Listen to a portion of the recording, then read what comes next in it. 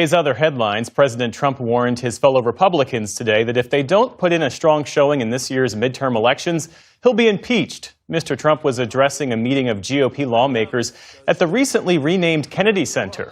He described Democrats as mean and smart, highlighting what he sees as the stakes in the upcoming vote. You got to win the midterms, because if we don't win the midterms, it's just going to be, they'll find a reason to impeach me. I'll get impeached. President Trump also urged House Republicans to be flexible in their push to block federal funds from going to Obamacare plans that cover abortion. That's as he pressed Republicans to reach an agreement on the expired health insurance subsidies, saying it would strengthen the party's position on the issue of affordability. Meantime, in Wyoming, abortion will remain legal after that state's Supreme Court struck down 2 laws it found unconstitutional. That includes the nation's first ban on abortion pills. The justices sided with Wyoming's only abortion clinic and others who argued that adults have the right to make their own health care decisions. All right, people, welcome back to Dr. John Podcast. Behind closed doors, Trump warned Republican lawmakers that if they lost the midterms, a Democratic Congress would come for him immediately, not as a hypothetical, but as a personal certainty. The warning from the man who knows the stakes better than anyone framed the election as a survival battle, not just a political contest. They would find their reason, he insisted. They would manufacture their justification. And then he uttered the 4 words that should have sent chills through every Republican in that room. I'll be impeached. Those words came from the president's own mouth in a private meeting that eventually made its way into public reporting. He laid bare the stakes with the kind of brutal honesty that rarely escapes the confines of closed-door political strategy sessions. He told his own party exactly what losing would mean. Then, in the months that followed, he proceeded to do almost. The ruling means the state remains one of more than 24 states across the country, plus Washington, D.C., that allow abortions up to 20 weeks of pregnancy or later. Wyoming's Republican governor says he'll push for a constitutional amendment banning abortion that would go before voters this fall. In Iran, at least 36 people have now been killed amid ongoing protests over the country's struggling economy. That's according to an outside human rights group, which says that more than 1,200 others have been detained. Video emerged today of protesters clashing with security forces in Tehran's Grand Bazaar, long a hub of Iran's economic and political life. Authorities reportedly fired tear gas to disperse demonstrators who had been staging a sit-in. Elsewhere in the city, business owners say they're scrambling to make ends meet as high prices scare off would-be customers. Everything humanly possible to make that loss more likely. The escalation of military confrontation with Iran cost American taxpayers $29 billion, while 64% of the country stood firmly against it. The planned military strike that got canceled because Iranian missiles locked onto American warships in the region, forcing a humiliating retreat. The anti-weaponization fund that is now being sued by Capitol Police in federal court. The acting attorney general losing his composure on national television, snapping at senators and being accused of functioning as nothing more than Trump's personal defense attorney rather than the nation's chief law enforcement officer. The FDA commissioner walking away after 13 months, citing what he called endless chaos consuming every corner of the administration. The economic uncertainty index spiking to levels not seen since the 2008 financial collapse. Sales have dropped off very badly. Last year at this hour, my shop was packed with customers. Now sometimes I wait 1 hour before a customer shows up. Market conditions are not good at all. Activists say the protests have now spread to more than 270 locations across Iran since they erupted more than a week ago. Ukraine's Western allies say they made progress today towards security guarantees for once a peace deal is signed with Russia. Ukraine's President Volodymyr Zelensky signed a draft declaration alongside the leaders of France and the UK following a day of talks in Paris. The framework outlines NATO-style security guarantees, including a future deployment of multinational forces and ceasefire monitoring led by the U.S. For the first time, U.S. Special Envoy Steve Witkoff and President Trump's son-in-law Jared Kushner appeared in person for a meeting of what's called the Coalition of the Willing. Kushner said today was, in his words, a very big milestone. and the early days of the COVID pandemic. And somehow, through all of this chaos, Trump found time to defend the very fund that is now embroiled in legal battles, while GOP senators began moving to pull $1 billion in White House ballroom security funding. The timing could not have been more devastating for Republican prospects. Trump-endorsed candidates had just experienced a clean sweep in recent elections, giving the White House reason to celebrate, but the celebration masked a deeper rot. The White House won't be a very secure place, critics noted, and Trump's own actions were making that insecurity more profound with each passing day. As he negotiated with Iran, warning the world that we cannot let Iran have a nuclear weapon, reporters asked whether he would attend the weekend wedding of his eldest son, Don Jr. This does not mean that we will make peace, but peace would not be possible without the progress that was made here today. If Ukraine is going to make a final deal, they have to know that after a deal, they are secure, they have obviously a robust deterrence, and there's real backstops to make sure that this will not happen again. Important details like specific commitments and troop numbers have not been finalized. President Zelensky has acknowledged in recent days that some support may come in the form of weapons or intelligence. Also in France today, winter weather is causing havoc on the roads and in the skies. The French capital may have looked pretty under a fresh blanket of snow, but French authorities say at least 5 people have died nationwide, most of them in road accidents. The snow also closed 6 airports in France, while in the Netherlands, Amsterdam's international airport grounded some 600 flights. Meantime, temperatures plummeted in the UK to well below freezing, closing hundreds of schools there. On Wall Street today, stocks posted solid gains thanks largely to technology stocks. The Dow Jones Industrial Average. The president brushed it off, saying he would try to make it to what he called a small little private affair, even as his own party faced what the New York Times described as brutal midterms just months away. 3 GOP senators had already voted against him on war powers. Multiple Republican allies were now openly defying his demand to fire the Senate parliamentarian. Trump told his party exactly what losing would cost. Then he created every condition necessary to guarantee that loss. That is the story unfolding before our eyes. And it may very well be the most consequential political narrative of the entire year. The baseline political picture that underpins everything else is stark and unforgiving. More than 85 Democratic lawmakers, including prominent senators like Ed Markey and Chris Murphy, along with representatives like Ro Khanna, Seth Moulton, and Alexandria Ocasio-Cortez, rose almost 500 points, or nearly 1%. The Nasdaq added around 150 points. The S&P 500 also closed in positive territory. Republican Congressman Doug LaMalfa of California has died. The former rice farmer and state lawmaker was first elected to Congress in 2012. He represented Northern California's 1st District along the Oregon border. LaMalfa's death further reduces the Republican majority in the House to a margin of 218 to 213. We'd just like to ask for a moment of silence. Democratic lawmakers took a moment to remember LaMalfa at a panel today marking the anniversary of the January 6th attack. No cause of death was immediately provided. Doug LaMalfa was 65 years old. And celebrated Hungarian director Béla Tarr has died. Beginning with his 1979 film Family Nest, Tarr created his own distinct style, slow-paced, sprawling, and darkly comic. Have already gone on the record demanding Trump's removal from office. This is not speculation. This is not hypothetical posturing designed to energize the base. Senator Markey did not use cautious language. He did not express concern or suggest the situation was troubling. He laid out an explicit multi-step plan with surgical precision. He said the House and Senate must reconvene immediately. The House should pass articles of impeachment. The Senate must convict and remove him. Those words came from a sitting United States senator who understands the constitutional machinery required to remove a president from office. And those demands were not born from partisan squabbling over policy differences. They were triggered by something far more serious, Trump's genocide threat against Iran from April 2026. The president posted that an entire civilization would die tonight, never to be brought back again. Amnesty International formally assessed that statement as a potential threat to commit genocide under both the Genocide Convention and the Rome Statute. This is not political hyperbole. This is international law being applied to the words of an American president. In the current congressional configuration, with Republicans controlling controlling both chambers, those impeachment demands cannot succeed. The votes simply are not there. The Republican majority serves as the wall between Trump and removal proceedings. But Trump himself acknowledged that the wall is fragile. He said so explicitly in that January meeting. The evidence that the wall is getting more fragile accumulates with every passing week. 3 senators broke ranks on the Iran War Powers vote. 5 did the same on the Venezuela War Powers vote.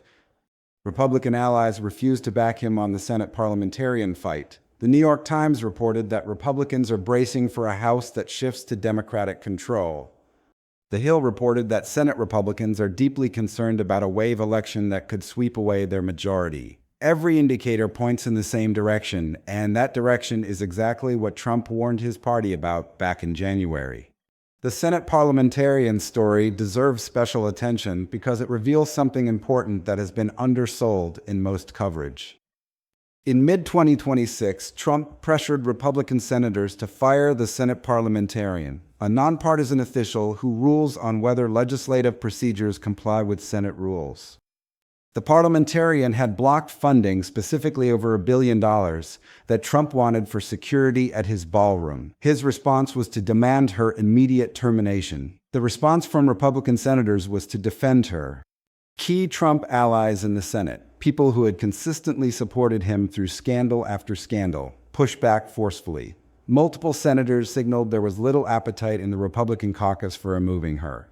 This might sound like an inside baseball procedural story, but it represents something far more significant.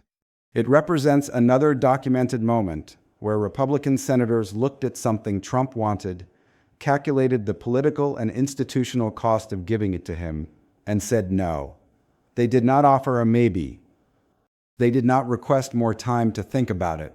They said there is little support for this. That is a Republican caucus that is increasingly willing to tell this president no, across foreign policy, domestic policy, and now institutional governance. That willingness forms the foundation of everything that happens next as the midterms approach. Trump's own January warning deserves to land with its full weight. He told Republican lawmakers that if Democrats win the midterms, they will find a reason to impeach him and he will be impeached. He said, "I'll be impeached, not might be, not could be, will be." He stated it as a certainty, contingent only on Democrats winning the congressional majority. Then he identified what that certainty requires on his party's part: winning the midterms. If Trump himself believes that a Democratic House majority leads to impeachment, and if the New York Times is reporting that the House appears likely to shift to Democratic control, and if Trump's approval is sitting at 37% while the economic uncertainty index matches crisis levels, and the Iran war has cost $29 billion with 42 aircraft lost and 64% opposition, then Trump's own January prediction is the most important political forecast on the table right now. He told everyone what happens, he just assumed his party would prevent it. His party is increasingly unsure it can prevent it or wants to pay the cost of preventing it. Representative Jamie Raskin, one of the most prominent and knowledgeable Democratic voices on constitutional accountability, addressed this directly. He acknowledged that right now there is not a Republican who has called for or indicated any interest in impeachment. That is the honest current state of the congressional landscape. Republicans are defecting on individual votes, war powers, tax bills, parliamentarian fights, but they have not crossed the line of formally calling for Trump's removal. However, Raskin acknowledged that the midterms may soon change the political reality. Impeachment in the House requires a simple majority vote. If Democrats retake the House in November, they hold the majority needed to pass articles of impeachment without a single Republican vote being required. That is the constitutional math. Democrats are not starting from scratch on the content of those articles. More than 85 of them have already publicly stated their grounds for removal. Senator Markey has already specified the procedural pathway. The factual and legal basis for the articles is essentially pre-assembled in the public record from the documented events of this administration.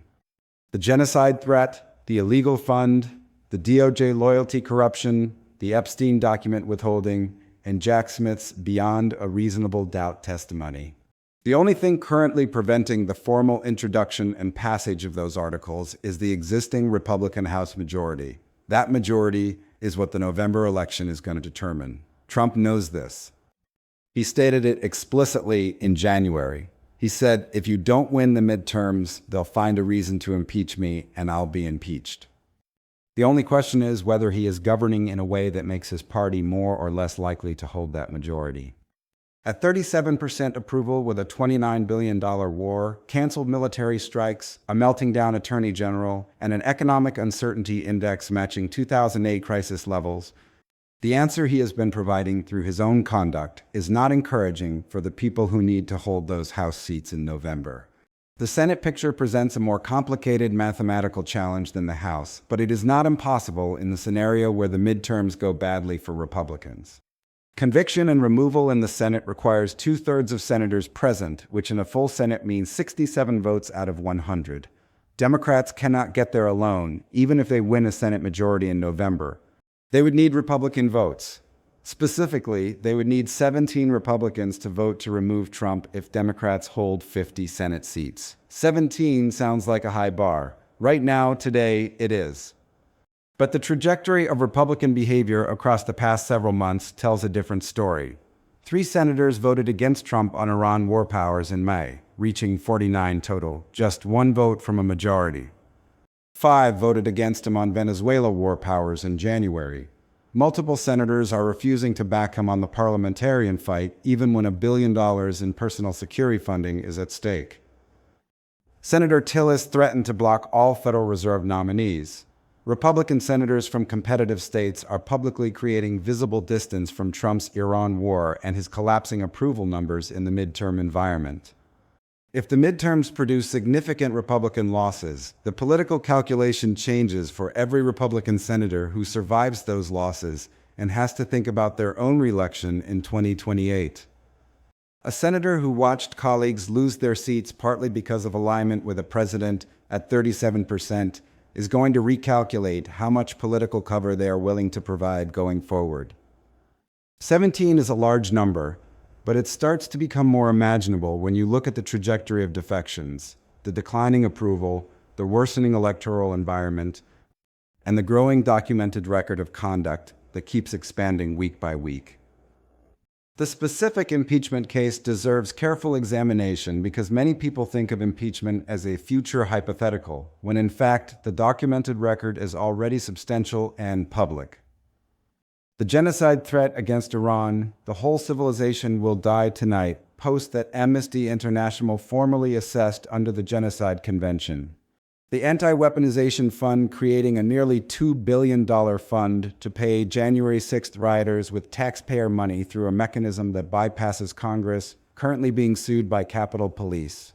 The DOJ corruption running the Justice Department through a man who publicly admitted he owes Trump a continuing loyalty obligation while being accused of protecting Trump's interests over pursuing justice. The Epstein document withholding, the Trump administration withholding half the documents legally required by the Epstein Transparency Act in violation of a law specifically passed to mandate those releases.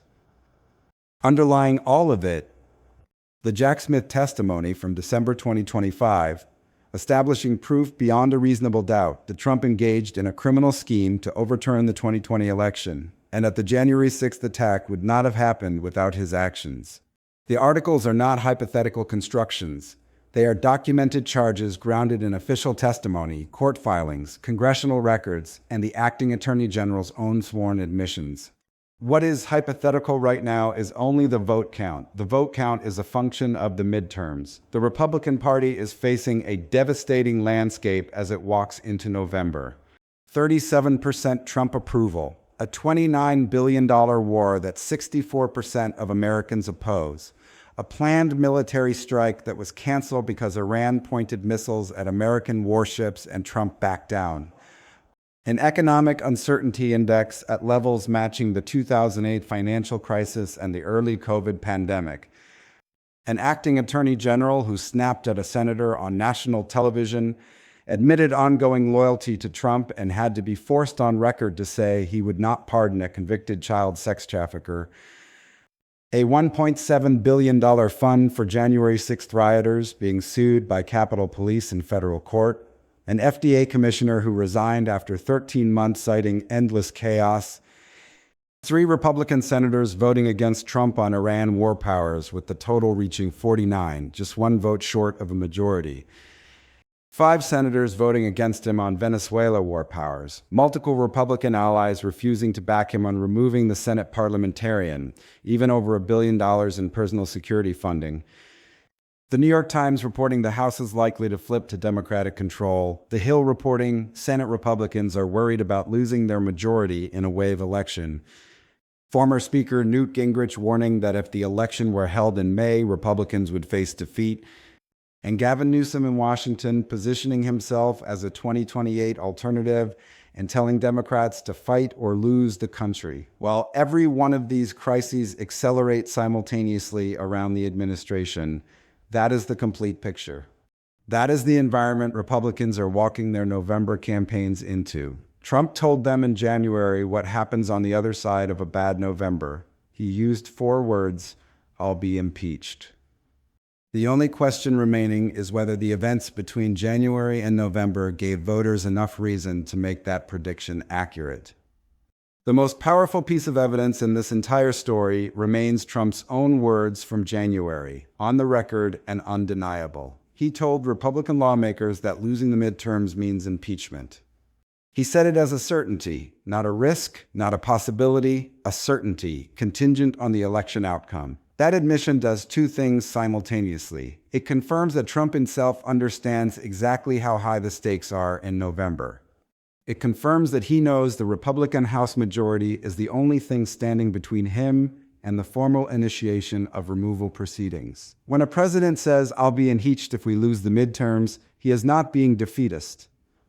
He is describing the political reality he believes exists. The reality he described in January has only grown more credible in the months since. The approval rating has gone further down. The war costs have gone further up.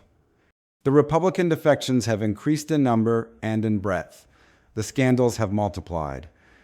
The New York Times reporting on the likelihood of a House flip was published after Trump made that January warning, and it confirms the analytical basis for what he said. He knew what losing looks like. The question is whether his presidency has produced enough damage to make it happen. The documented impeachment case is not hypothetical. It is assembled and waiting. Over 85 lawmakers have already stated their grounds publicly. Senator Markey laid out the process explicitly. House passes articles, Senate convicts and removes. The charges are grounded in documented record. The genocide threat formally assessed under international law. The illegal fund being sued in federal court, the DOJ loyalty corruption on the congressional record, the Epstein document violations documented by a House representative, the Jack Smith beyond a reasonable doubt testimony in a 255-page congressional deposition. These are not theoretical arguments being assembled from scratch. They are existing public documents pointing at specific constitutional violations and specific criminal conduct. The articles of impeachment that Democrats would file the moment they have a House majority are essentially written in the accumulated record of this administration's conduct. The vote count is what is missing. November 2026 is where that vote count gets determined. The Republican wall protecting Trump is cracking in ways that are documented and accelerating. The Senate parliamentarian defiance is the most recent example, but it follows a pattern. 3 senators on Iran war powers, 5 on Venezuela war powers, 3 on the tax bill tiebreaker, Senator Tillis on the Federal Reserve nominees, multiple senators on the parliamentarian. The Hill reporting Senate-wide concern about a wave election. Newt Gingrich warning of defeat. Each of those is a data point about how much political cover Republicans are willing to give a president at 37% approval, heading into an election cycle where the New York Times says the House is likely to flip. The calculation for every Republican senator facing re-election in a competitive state is whether my proximity to Trump's record helps me or hurts me in November. At 37% approval, with a $29 billion war, economic crisis level uncertainty, DOJ corruption accusations, and a canceled military strike, the answer for senators in purple states is increasingly hurt me. That calculation shifting is what produces the votes that crack the wall. The wall needs to crack enough times and enough places by November to matter. The direction of a trend says the cracking is not stopping. The midterm scenario where Democrats flip the House is not a fringe projection from the political fringes. It is what multiple major credential mainstream news organizations are now reporting as the most likely outcome based on the current political environment and current polling data. The New York Times said it appears likely that the House may shift to Democratic control. That is not a projection from a Democratic operative or an activist organization with an agenda. That is the Times reporting what its political reporters and analysts assess as the likely outcome given the current conditions. The Hill reported that Senate Republicans are concerned about a wave election that could cost them control of the upper chamber. That is Republicans themselves, not Democrats, not outside critics, expressing worry internally about their own electoral exposure. Newt Gingrich said Republicans would face defeat if the election were held in May. These are significant credential mainstream assessments from people and institutions who have been watching American politics closely for years. They could be wrong. Elections are complicated. Circumstances change and voter behavior is never perfectly predictable. But they are not being pulled out of thin air or driven by partisan wishful thinking. They are grounded in the same data points that have been tracked throughout this entire series. 37% approval, $29 billion war, 64% opposition, economic uncertainty at 2008 and COVID crisis levels, a canceled military strike, a melting down attorney general, Republican senators defecting on vote after vote, and a president who told his own party in January, "If we lose, I get impeached." All of those things together are what serious political analysts are looking at when they say Democrats may be one election cycle away from having the majority they need to begin the removal process. Trump himself predicted. More than 85 Democratic lawmakers are already on record demanding Trump's removal. Senator Markey has explicitly outlined the impeachment and conviction process. The documented grounds for impeachment, from the genocide threat to the illegal fund to the DOJ corruption to the Epstein violations to Jack Smith's testimony, are already in the public record. The only thing preventing their formal use is the Republican House majority. That majority is what November 2026 will decide. Trump himself said in January, "If they lose the midterms, I'll be impeached." His approval sits at 37%. His war costs $29 billion. 64% of Americans oppose it. The Times says the House is likely to flip. The Hill says the Senate is in contention. Republicans are defecting on war powers votes, tax bills, and now the Senate parliamentarian. Gingrich warned of defeat. Newsom is in Washington positioning himself as the 2028 alternative. All of this compounds simultaneously while Trump predicted the outcome. The question is whether the conditions he created make that prediction accurate. Every indicator being tracked says the conditions are moving in exactly the direction he feared. The coming months will reveal whether the Republican wall holds or crumbles, whether Trump's prediction becomes reality, and whether the most consequential political story of the year reaches its inevitable conclusion.